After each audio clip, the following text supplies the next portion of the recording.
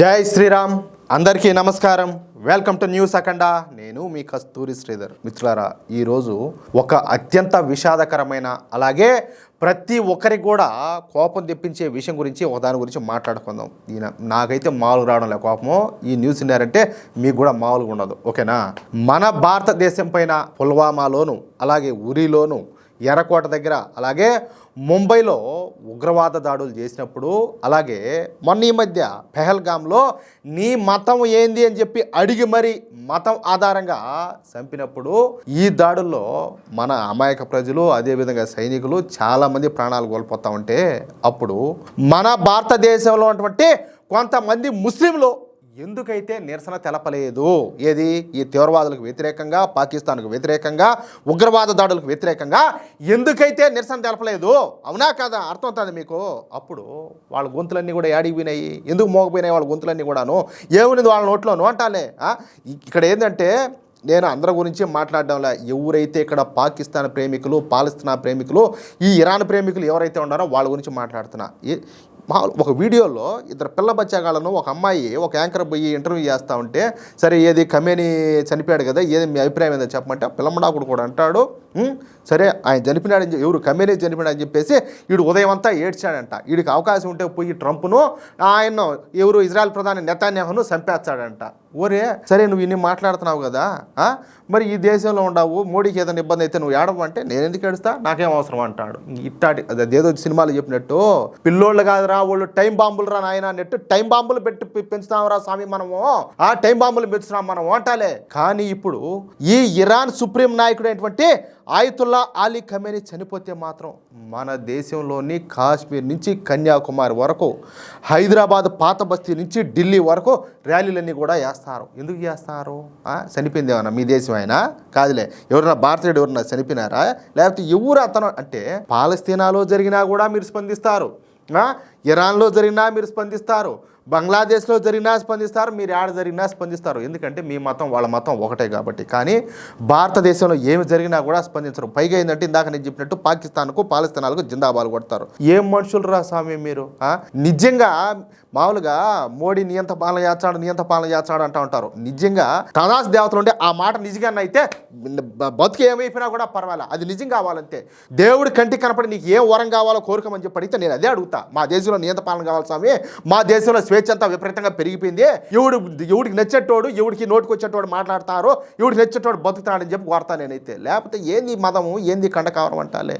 ప్రభుత్వాలకు వ్యతిరేకంగా, దేశ సైన్యానికి వ్యతిరేకంగా, భద్రతా బలగాలకు వ్యతిరేకంగా ఈరోజు ఏడబట్టినా కూడా ఓయమ్మ వాళ్ళని కూడా కాదని చెప్పి నిరసనలో. కాశ్మీర్లో అయితే లాల్ చౌక్ దగ్గర ఒక పక్కన పైన భారతదేశ జెండా ఉంటే దానిపైన పాలస్తీనా జెండాలు, ఇరాన్ జెండాలు ఎగరేశారు. ఏ ఊరు రమ్మిది స్వామి? అయ్యా మోడీ గారు, ఎవరైతే ఈరోజు ఇరాన్ కోసం పాలస్తీనా కోసం వేడుతారో మీ దండం పెడతా, దొబ్బపై అందరినీ ఆడ దొబ్బండి. లేకపోతే ఏంది దరిద్రం అంతా కూడా? సొంత దేశంలో జరిగినటువంటి విషాదాల పట్ల మౌనంగా ఉండి పరాయి దేశాల కోసం అలాగే ఒక విదేశీ నాయకుడి కోసం గొంతులు చించుకోవడం చూస్తూ ఉంటే వీళ్లకు దేశభక్తి ముఖ్యమా లేక మతపరమైనటువంటి ఎజెండా ముఖ్యమా అనేటటువంటి సందేహం ప్రతి దేశభక్తుడికి వస్తుంది. ఖచ్చితంగా వస్తుంది.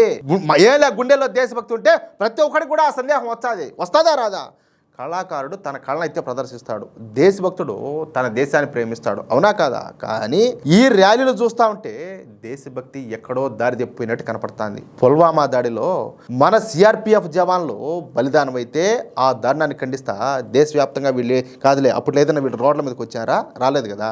ముంబై అంతా కూడా రక్తసిక్తం అయిపోయింది. ఏది పాకిస్తాన్ తీవ్రవాద నాయకుల వల్ల.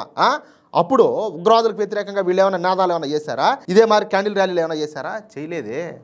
లే అప్పుడంతా మౌనంగా ఉన్నటువంటి వీళ్ళు ఇప్పుడు ఇరాన్ నాయకుడి కోసం అమెరికాకు ఇజ్రాయెల్కు వ్యతిరేకంగా అంట ఇక్కడ నినాదాలు చేస్తారు. ఒక ఆవిడ చెప్తాంది, అయ్యా మోడీ గారు నన్ను ఇరాన్కు పంపించండి, నేను ఇరాన్ తరపున అమెరికా మీద ఇజ్రాయెల్ మీద నేను యుద్ధం చేస్తానని చెప్పి మాట్లాడుతుంది. ఏమ్మా పాకిస్తాన్ వాళ్ళు మీ వాళ్ళే కదా, వాళ్ళు అన్నిసార్లు వచ్చి మన మీద దాడులు చేశారే, అప్పుడు ఎప్పుడు కూడా నువ్వు ఈ మాట మాట్లాడలేదు తల్లి. నువ్వు మొన్న పెహల్గాంలో అటాక్ జరిగినప్పుడు నువ్వు ఈ మాట మాట్లాడుంటే శబాష్ అనుకుందాం మేము, అబ్బా ఉండారా మాకు కూడా వజ్రాలని చెప్పి అనుకునింది. ఆ రోజు నువ్వు అనలేదే, అయ్యా మోడీ గారు నన్ను పాకిస్తాన్కి పంపించండి, వాళ్ళందరినీ కూడా సాఫ్ చేస్తానని చెప్పి నువ్వు ఆ రోజు మాట్లాడలేదే, నీ నోటికి రాలేదు ఆ రోజు ఆ కోత. అంటే మన దేశం మీద దాడులు జరిగినప్పుడు వీళ్ళకు బాధ నొప్పి తెలియవా? లేకపోతే మన శత్రువుల మీద ఏమైనా ప్రేమ ఉండదా? నిజంగా ఇది దేశద్రోహం కదా? ఖచ్చితంగా ఇది వాళ్ళ మీద ప్రేమే, ఆ మతం మీద ప్రేమ అన్నమాట. అంటే ఆ వతలోళ్ళు ఎన్ని లంగా పనులు చేసినా, ఎన్ని లత్కోరు పనులు చేసినా, ఎన్ని లుచ్చా పనులు చేసినా మతం అనేది ఒకటి ఉంటే చాలు, వాళ్ళ మీద ప్రేమ అనేది పొంగుకొచ్చదనమాట.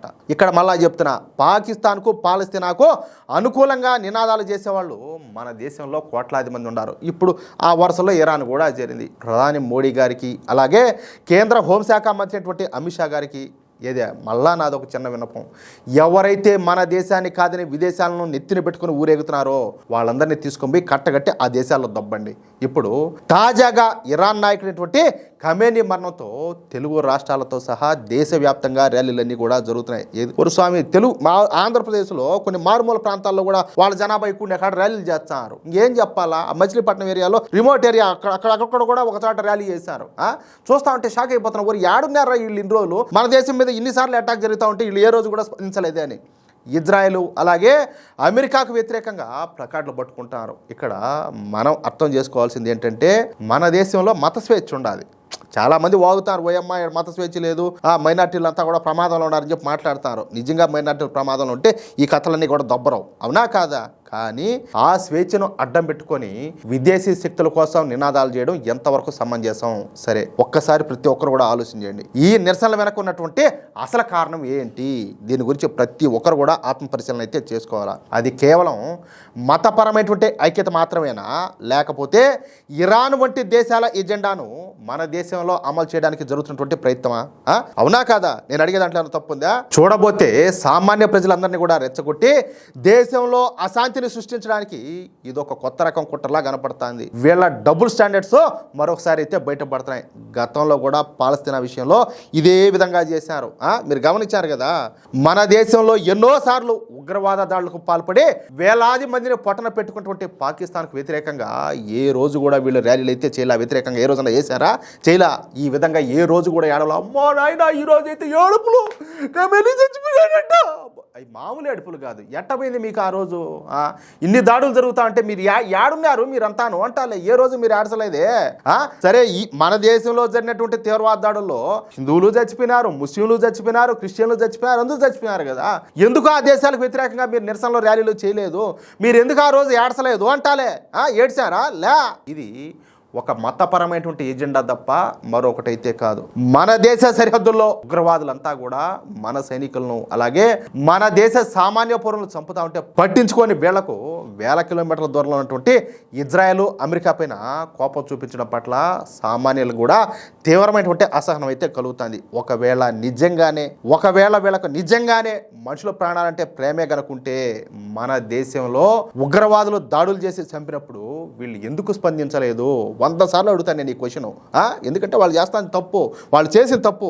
దేశంలో ఉన్న ఎంతోమంది సామాన్యుల మనసులో మెదులుతున్నటువంటి సందేహాలకు సమాధానం చెప్పాల్సిన బాధ్యత వీళ్ళపైన ఖచ్చితంగా ఉండాలి. ఇటువంటి చర్యలైతే ఖచ్చితంగా మన దేశ ఐక్యతకు, మన దేశ సమగ్రతకు భంగం అయితే కలిగిస్తున్నాయి. మిత్రులారా, చివరగా ఒక మాట, ఏ దేశంలో అయితే మనం తింటున్నామో, ఏ దేశం అయితే మనకు రక్షణ ఇస్తాందో ఆ దేశం కంటే ఏ విదేశీ నాయకుడు, ఏ మతపరమైన ఎజెండా కూడా ఎక్కువ కానే కాదు. మన దేశమే ముందు, మన దేశం తర్వాతనే ఏదైనా, అది కులమైనా, మతమైనా, మనిషి అయినా, ఎవరైనా కూడా. ఎందుకంటే మనకు దేశమే లేకపోతే ఏంది మనం యాడికి పోవాలా? చచ్చిపోవాలనా? యాడికి పోదాం అంటాలే, లేదు కదా, అవకాశమే లేదు. మన గడ్డ పైన మన సైనికులు రక్తం చిందిస్తా ఉన్నప్పుడు రానటువంటి కన్నీళ్ళు వేల కిలోమీటర్ల ఆవతల ఉన్నటువంటి వ్యక్తుల కోసం కారుతున్నాయంటే ఆ కన్నీళ్ళ వెనక ఉన్నది భక్తి కాదు, ఈ దేశం మీద ఉన్నటువంటి విముఖత. నిజంగా ఈ దేశం మీద వాళ్ళకి ప్రేమే కనుకుంటే, మన దేశంలో అన్ని సంఘటనలు జరిగినప్పుడు వీళ్ళు ఇలాంటివన్నీ కూడా చేసినారు, ఏడుదురు, ర్యాలీలు చేద్దరు, అన్నీ చేద్దరు. కానీ వాళ్ళు చేయలేదంటే వాళ్ళకి ఈ దేశం మీద ప్రేమ లేదు. మన దేశం కంటే, మన సైనికుల యొక్క బలిదానాల కంటే మన విదేశీ రాజకీయాలే ముఖ్యమైతే ఈ దేశ పౌరులుగా మిమ్మల్ని ఏమని చెప్పి పిలవాలో మీరే నిర్ణయించుకోండి. హిందూ బంధువులారా, దేశభక్తులారా, ఈ ద్వంద్వ నీతిని ప్రతి ఒక్కరు కూడా గమనించాలా, ఖచ్చితంగా గమనించాలా. మన మౌనం వాళ్లకు బలం అయితే ఎట్టి పరిస్థితుల్లో కాకూడదు. ఈ వీడియో కనుక మీకు నచ్చినట్లయితే, అలాగే నా అభిప్రాయాలతో మీరు ఏకీభవిస్తే ఈ వీడియోను ప్రతి ఒక్కరికి షేర్ చేయండి. ఇంతవరకు మీరు కనుక మన ఛానల్ని సబ్స్క్రైబ్ చేసుకోకపోతే తప్పనిసరిగా సబ్స్క్రైబ్ చేసుకోండి. జై శ్రీరామ్, జై హింద్, భారత్ మాతాకి జై.